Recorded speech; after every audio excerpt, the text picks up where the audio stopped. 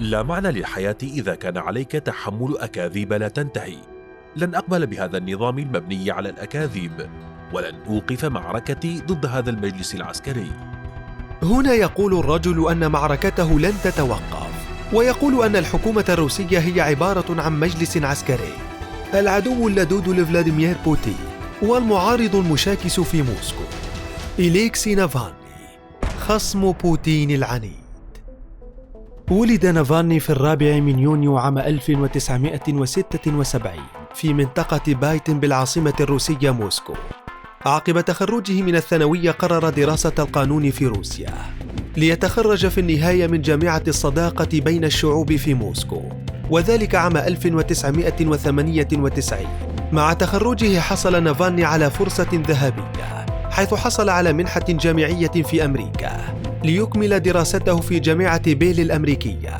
مع بداية الألفية عمل كمحام وناشط سياسي، وكسب شهرة واسعة في روسيا، خصوصاً بعد ظهوره عبر وسائل الإعلام كناقد للفساد.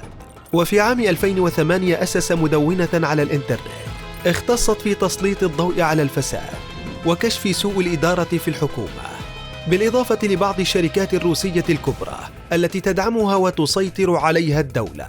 ارتفعت شعبية نافالني سريعا في البلاد، خصوصا بعد انتقاده شخصيات مقربة من بوتين ونشره تحقيقات تدين الحكومة ككل. رغم ذلك عمل نافالني كمستشار لحاكم منطقة كيروف عام 2009، وحينها وجهت له تهمة التخطيط لاختلاس أموال، وذلك من شركة حكومية في المنطقة. حكم عليه بالسجن ل5 سنوات مع وقف التنفيذ، حينها خرج لينفي التهم الموجهة إليه، إلا أن ذلك الحكم بات سدا أمامه للوصول للكرملين، ومن ثم ظهر أمام أكثر من 120 ألف شخص كانوا قد احتجوا في موسكو عقب الانتخابات ليتحدث إليهم عن فساد الحكومة الروسية. رغم ذلك استمر بانتقاد السلطة، ووجه سهامه بقوة بعد ذلك لحزب روسيا الموحدة المحسوب على الكرملين والحاكم في روسيا. ومع حلول عام 2011 قرر توسيع نشاطه لينشئ مؤسسة لمكافحة الغش والفساد، وبدأ عبرها بنشر مقاطع مصورة لفضح صفقات مشبوهة في الدولة.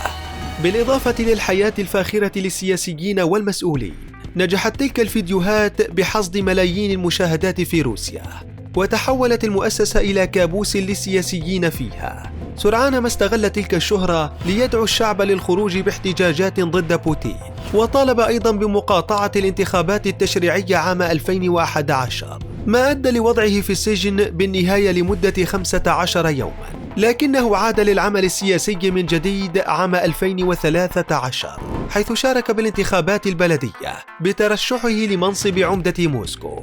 ورغم حصده قرابة 28%، لكنه خسر الانتخابات وفاز فيها حليف بوتين سيرجي سوبيانين.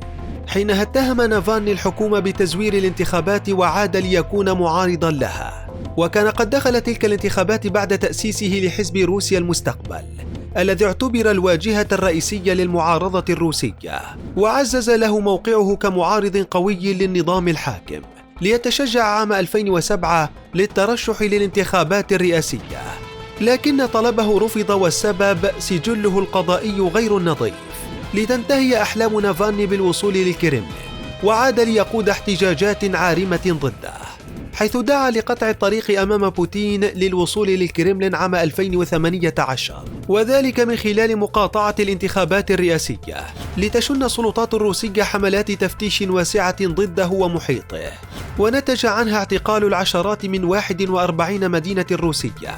استمر نافالني بنشاطه، وفي 20 من أغسطس عام 2020 وخلال رحلة له من سيبيريا إلى موسكو، فقد وعيه في الطائرة ما أجبرها على الهبوط لينقل إلى مستشفى الطوارئ بمدينة أوميسك الروسية. وقالت الناطقة باسمه أن هناك شبهة تسمم تعرض لها.